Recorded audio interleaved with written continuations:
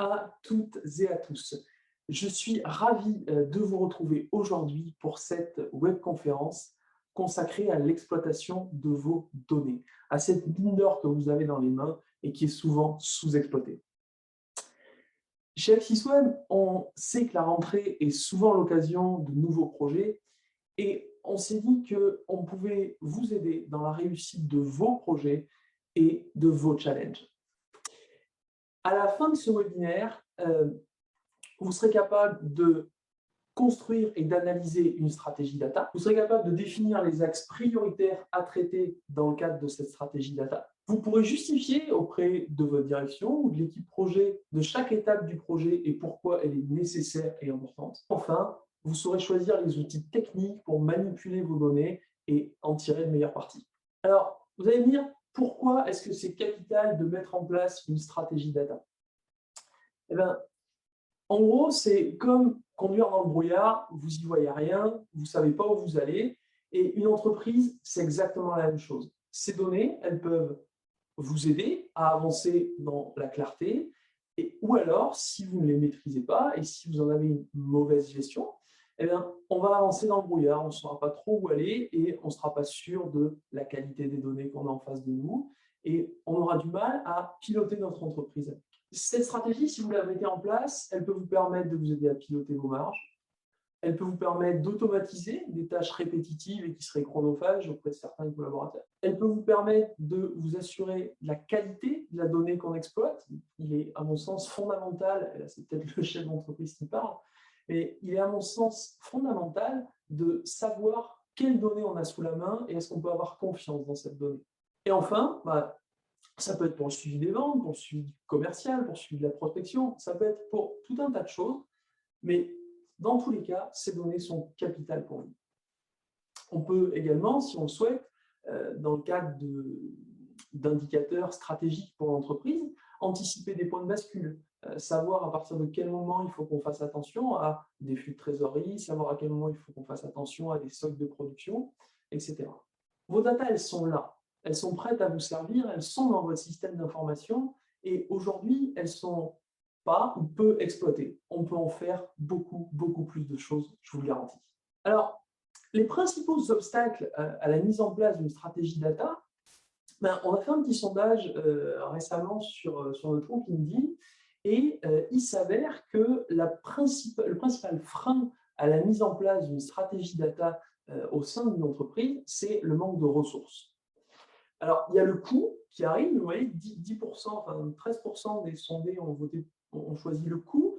Le manque de temps, 13% également, et plus de 50% des gens ont cité le manque de ressources. Le manque de ressources, parce que pour pouvoir mettre en place une stratégie data, il faut vraiment une vision à 360 degrés. Il faut avoir une vision stratégique, à la fois une vision stratégique qui reprend la stratégie de l'entreprise et qui va être capable de la décliner en stratégie data. Il faut avoir une vision métier, il faut être capable d'aller se mettre à la place des gens du métier et comprendre leurs problématiques, leurs besoins et pourquoi ils travaillent de la façon dont ils travaillent. Il faut avoir une vision de la donnée, bien sûr, savoir comment elle est structurée, comment elle est stockée. Et il faut aussi avoir une vision technique sur comment on exploite cette donnée. Ce type de projet requiert souvent de multiples compétences et, il faut bien le dire, souvent de multiples personnes. Et dans le cadre d'une entreprise, on n'a pas forcément ni les moyens, ni l'envie même de structurer une équipe data pour mettre en place un projet data. Alors, vous allez me dire, mais qui c'est ce mec-là pour nous dire ça? Eh bien, je m'appelle Nicolas Lambert, je suis le CEO d'AxisWeb depuis 14 ans. Et la mission d'AxisWeb, c'est de vous permettre d'avoir une pleine confiance dans vos données, d'en exploiter le plein potentiel pour optimiser vos activités et vos prises de décision. Régulièrement, on nous demande de rédiger quelques petits articles, et donc on publie assez régulièrement sur des sites financiers, sur des sites dédiés aux chefs d'entreprise et à la gestion d'entreprise sur ces thématiques. Alors, vous allez me dire, des secrets, c'est un grand mot, des secrets. Alors oui, ce n'est pas des secrets au sens, comme les magiciens, on ne les révèle qu'entre informaticiens, entre data scientists, et puis chacun se les garde et personne ne les dit. Non, on n'en est pas là. Par contre, il y a vraiment des fois où je me demande si ce n'est pas des secrets, parce que beaucoup de clients qui viennent à nous passe à côté d'une bonne partie de ces points-là. Et donc, je me dis, c'est pas possible. Il faut absolument que tout le monde, tous les gens qui souhaitent mettre en place un minimum de stratégie data dans leur entreprise, connaissent ces points à balayer. Donc, on y va. La première chose, c'est qu'une stratégie data, elle doit coller à la stratégie de l'entreprise. On est toujours là pour répondre à la stratégie de l'entreprise. Quel est le but de l'entreprise? Est-ce qu'on a un but de développement? Est-ce qu'on a un but de nouveaux clients? Est-ce qu'on a un but de stabilisation de l'activité? Et on doit vraiment venir au service de cette stratégie. C'est le point de départ de toute stratégie data. C'est même le point de départ de toutes les sous-stratégies au sein d'une même entreprise. Cette stratégie, elle doit être éditée par la direction, bien entendu, et elle doit être déclinée en court, moyen et long terme. Parce qu'il est primordial de savoir où on va à court terme, mais aussi quels vont être les buts à long terme, afin de pouvoir venir construire une stratégie data qui va tout de suite avoir pour objectif le long terme. Et cette stratégie, elle doit absolument être communiquée à toute l'équipe projet. Il faut que toute l'équipe projet data soit au courant de cette stratégie et de pourquoi on fait les choses. C'est absolument primordial de savoir pourquoi on fait les choses et dans quelle direction on va. Cette stratégie, une fois qu'elle est éditée, la stratégie d'entreprise, elle permet de savoir quels sont les moyens à mobiliser, quel est le temps à y consacrer et quel est le retour sur investissement attendu. Parce qu'il faut bien que toute stratégie d'entreprise ait un but de retour sur investissement. Et la stratégie data va bien sûr servir ce retour sur investissement. Une fois qu'on a défini les grands axes de la stratégie d'entreprise, on va la détailler, si je puis dire, en objectifs. Et ces objectifs, on va les prioriser en définissant le retour sur investissement possible. Toute décision doit être motivée par son retour sur investissement. Alors, le retour sur investissement, il peut être temporel, on gagne du temps à faire quelque chose, et la stratégie data et notre traitement de la donnée va nous permettre de gagner du temps. Okay. On peut avoir un retour sur investissement financier direct, augmentation de marge, augmentation de vente, etc. On peut avoir aussi un retour sur investissement au niveau de la fiabilité de la donnée. Il nous arrive souvent de traiter des gros volumes de données sur lesquels notre client n'a pas forcément totalement confiance, avec des décalages dans les adresses mail, par exemple, sur des services de communication, ou quand on écrit à une personne, ce n'est plus sa bonne adresse mail, ou des numéros de téléphone qui ne seraient pas les bons, etc., des chiffres, des valeurs qui ne seraient pas bonnes entre la production et la comptabilité.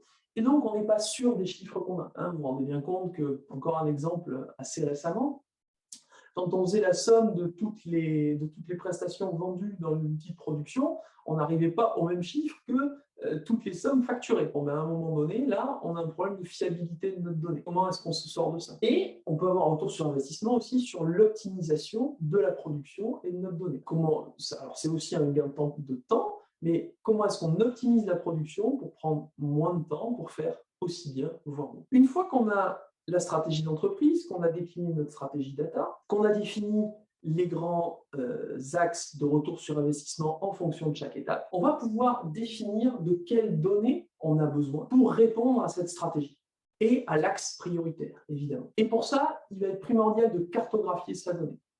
Il va falloir faire un inventaire. Et parfois, je ne vous le cache pas, on est sur quasiment de la fouille archéologique, des fois. Il va falloir faire un inventaire de la donnée, lister toutes les sources de données disponibles, définir le niveau de qualité qu'on a sur la donnée, et réaliser un dictionnaire de données pour savoir exactement quelle donnée est présente à quel endroit.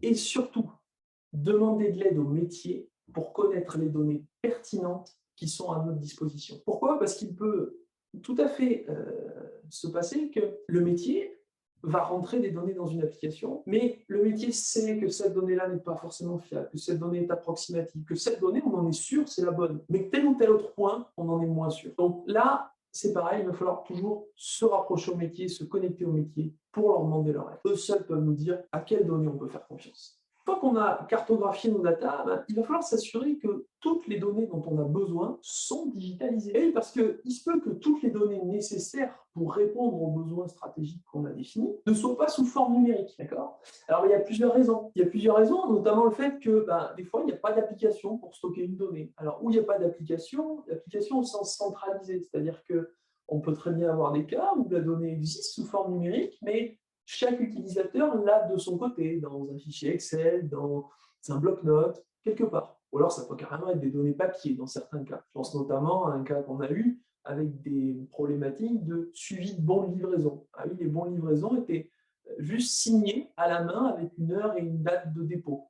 Mais derrière, on voulait faire des statistiques sur la capacité et le temps de livraison, mais la donnée entre le point de départ et le point d'arrivée n'était pas numérique. On savait à quelle heure on envoyait la marchandise, mais on ne savait pas à quelle heure elle arrive. Ensuite, il peut s'avérer aussi que l'application existe, que la donnée devrait être rentrée, mais que l'application est trop complexe à utiliser pour les métiers, leur faire perdre trop de temps. Comme cette donnée n'est pas forcément nécessaire pour le métier ne rentre pas cette donnée parce que l'application est trop compliquée. On peut aussi avoir des cas où on va manquer de procédure au sein de l'entreprise et juste une information qui devrait être saisie ne l'est pas parce qu'on est dans le process et qu'il n'est pas dit dans le process qu'il faut rentrer cette donnée.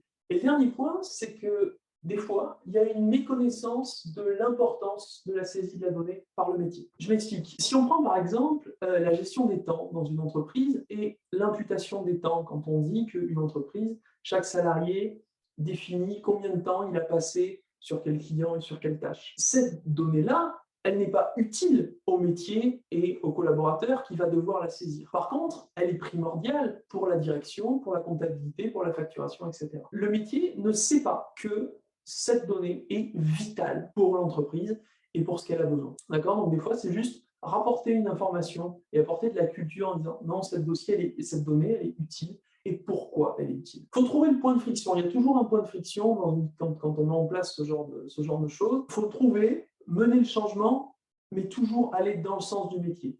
Pour moi, et là c'est encore le chef d'entreprise qui parle, la production et ceux qui bossent à la production doivent toujours rester la priorité avant tout. On n'est pas là pour mettre des bâtons dans les roues de la production, on est là pour les aider. Alors oui, on a besoin de choses à la direction et pour notre stratégie data, mais on n'est pas là pour leur rajouter de la charge. Un point assez important va être d'unifier nos données et de les contrôler. Alors l'unification, c'est une première étape vers la potentielle centralisation de la donnée, d'accord mais ce qui est sûr, c'est qu'il va falloir définir pour chaque type de données un format commun et adapté. Et surtout, une fois qu'on aura défini ce format commun et adapté, on va modifier toutes les données de toutes les applications pour qu'elles collent à ce format. Alors, ça peut être des choses très basiques, ça peut être juste mettre tous les numéros de téléphone au même format. Est-ce qu'on choisit un format international avec des points, avec des espaces ou pas, avec des 00, avec des plus? Mais ça peut aussi être, par exemple, dans des cadres de gestion de stock,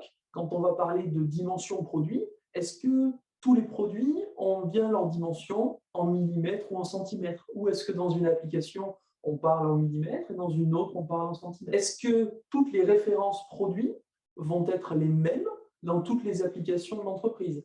Est-ce que, des fois, on a vu, nous, déjà des cas où dans une application, la référence produit est sur 5 chiffres ou 5 caractères, et dans une autre application, elle est sur 6. Et on rajoute aléatoirement une lettre devant parce qu'il nous en faut 6 dans cette situation-là. On va toujours essayer de tendre à une uniformisation de la donnée. On ne peut pas passer outre la duplication de données. Elle est forcément nécessaire. Par contre, toute donnée dupliquée doit être strictement identique. Donc, on définit les formats et on met à jour toutes les applications pour qu'elles restent dans ce format. La deuxième étape va être de contrôler la qualité de notre donnée. La qualité de notre donnée, elle est nécessaire parce que si on veut tirer des indicateurs, si on veut synchroniser notre donnée, eh bien, il faut qu'on soit sûr de la qualité de notre donnée.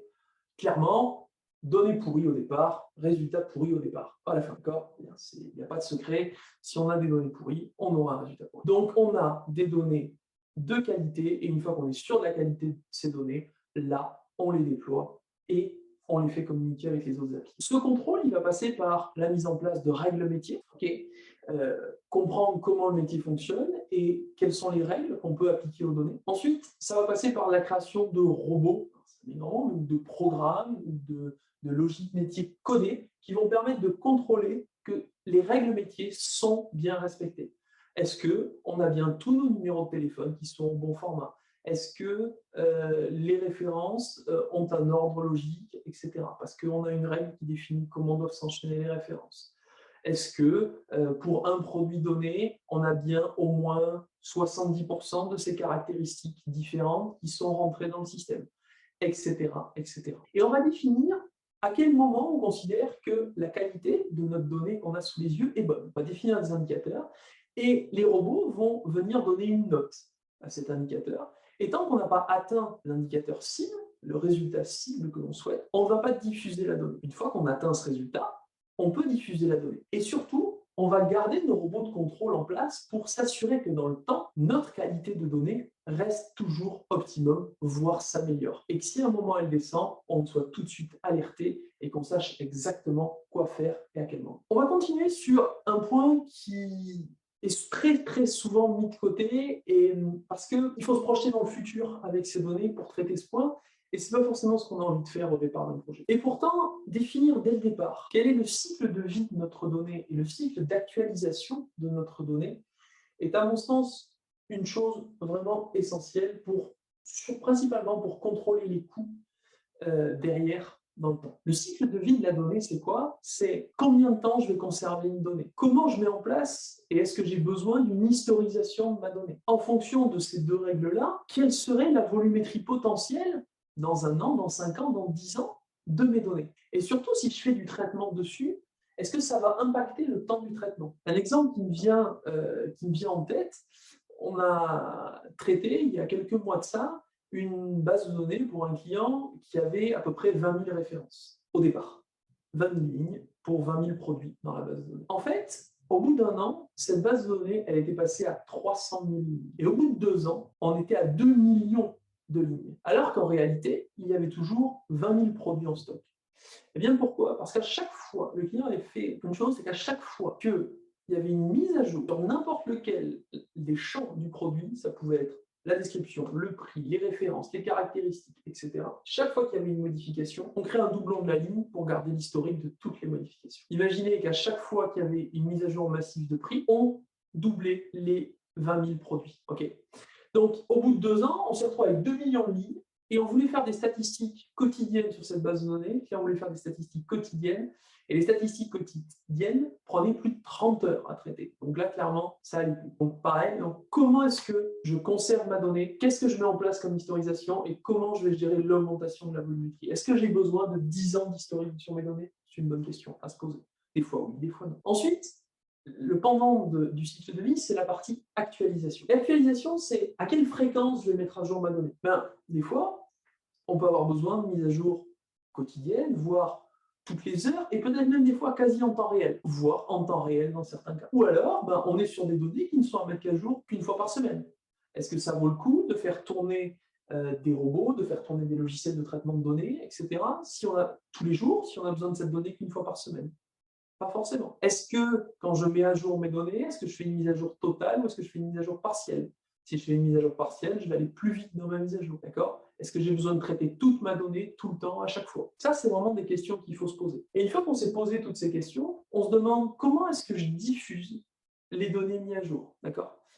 Donc, ça, c'est vraiment des points qui sont... Je peux me permettre d'insister dessus car c'est souvent des points qui sont mis de côté et qui pourtant sont fondamentaux dans le temps.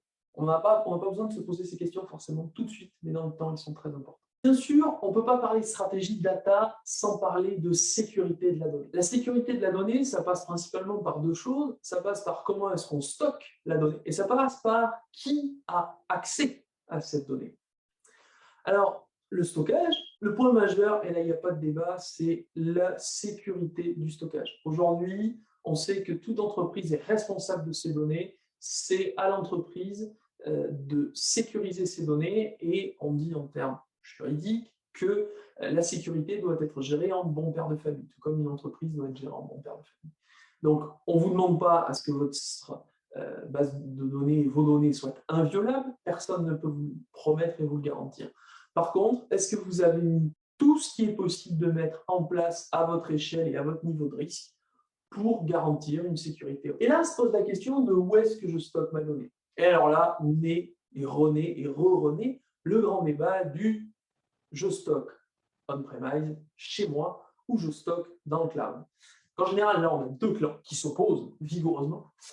On a fait un sondage il y a quelques temps sur ce sujet-là sur LinkedIn parce que nous, dans les clients qu'on traite, on a plus de 80% des clients qui souhaitent gérer leur stratégie de data et leur stockage de données on-premise, chez eux, en local, sur leur serveur. Et à chaque fois qu'on en parlait, on avait pas mal de remarques de data scientists, etc., sur LinkedIn, qui nous disaient « Ouais, mais et le cloud, et le stockage cloud ?»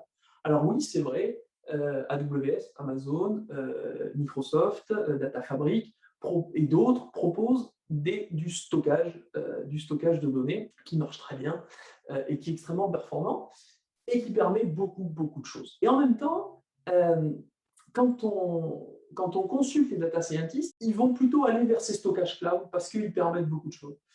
Et en fait, bizarrement, quand on consulte les chefs d'entreprise et les organes de direction des entreprises, pour l'instant, on est plutôt sur non, on va garder notre donnée chez nous, sauf dans les cas où les entreprises ont pris des virages majeurs dans le cloud. Pour l'instant, on est encore sur on va garder notre donnée chez nous, au moins on sait où aller, on le sait. Les deux sont faisables. Il va falloir vraiment se poser la question de qu'est-ce qui sert le mieux la stratégie de l'entreprise et éventuellement s'ouvrir au cloud si c'est ce qui servirait le mieux la stratégie. Et ensuite, les droits d'accès. Qui a le droit d'accéder à ma donnée? Dans une stratégie data, on va quasiment toujours créer un point central d'échange de données, de stockage ou d'échange. Qui a accès à ces données-là? Bien sûr, pas tout le monde dans l'entreprise. Alors, est-ce qu'on se pose la question de créer ce qu'on appelle des data lakes, c'est-à-dire des mini-bases de données dédiées à un métier ou à une destination? Est-ce qu'on va créer des droits d'accès sur cette donnée? Et puis surtout, il ne faut pas oublier qu'en Europe, on est soumis à la réglementation RGPD et qu'il faut justifier, en cas de contrôle, de qui a accès à quelles données et pourquoi. Donc ça rejoint les premiers points autour de la cartographie de la donnée, c'est que pour chaque donnée, on va définir où est-ce qu'elle est stockée, son format, etc.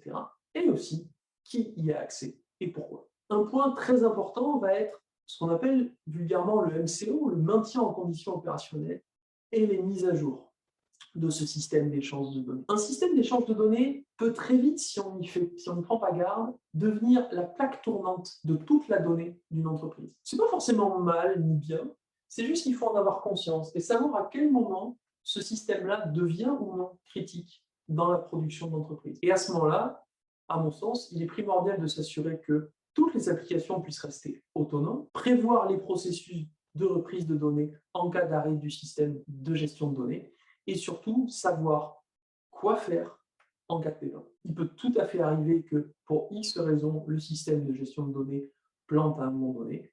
Comment est-ce qu'on fait pour ne pas paralyser le reste de la production de l'entreprise? Ça, à mon sens, c'est une chose qui doit être gardée à l'esprit en permanence. Et bien sûr, toutes les applications d'une entreprise évolue régulièrement, ainsi que la stratégie de l'entreprise. Elle évolue dans le temps, elle s'améliore en fonction des résultats, on rajoute des points à la stratégie, etc. Eh bien, la stratégie data et le système de gestion de données doivent absolument suivre ces évolutions. Okay, et ça doit être des suivis réguliers. À chaque fois qu'on met à jour une application, il faut s'assurer que le système de gestion de données va également suivre et continuer à traiter sa donnée. Ensuite, et c'est uniquement maintenant que ça se présente, on va devoir choisir les outils pour répondre à tout ce projet-là. Alors, il va y avoir plusieurs outils à choisir. Le premier, ça va être où est-ce qu'on stocke, comment on stocke notre donnée cloud, on-prem, et si on choisit un système de gestion de base de données, SQL, Microsoft SQL, Elasticsearch, Postgre, Oracle, il y en a des dizaines et des dizaines.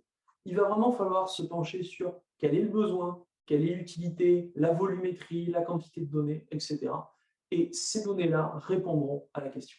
La deuxième chose à choisir, c'est l'hébergement. Est-ce qu'on stocke chez nous ou dans le cloud? Ensuite, il va falloir choisir un outil de traitement de données. Est-ce qu'on prend Talend, qui est l'outil qu'on utilise nous chez AxisWeb? Est-ce qu'on prend du Microsoft Data Fabric? Est-ce qu'on prend de l'Informatica, l'IDD Oracle? Et il y en a des dizaines d'autres. D'ailleurs, si ça vous intéresse, à ce sujet-là, on a rédigé il y a quelques temps de ça sur notre blog un article sur les différents ETL qui peuvent exister et qui sont à notre disposition pour traiter de la donnée. Et dans certains cas, quand il va falloir avoir du reporting sur les données qui nous intéressent, de la statistique, il va falloir qu'on choisisse un outil de reporting. Alors, on a les classiques, on a Power BI de Microsoft, on a Tableau Software, on a Qlik, et après on a des choses un petit peu plus confidentielles, comme Biwi, de la société Winov à Bordeaux, qui vraiment propose un produit axé sur le reporting et la data visualisation. Enfin, une fois qu'on a fait tout ça, ce qui serait dommage, c'est de s'arrêter là. Parce que la stratégie data, une fois qu'elle est en place, une fois qu'on a mis en place ce système d'échange de données, on l'a mis en place pour une raison au départ. Peut-être qu'il peut faire beaucoup plus de choses.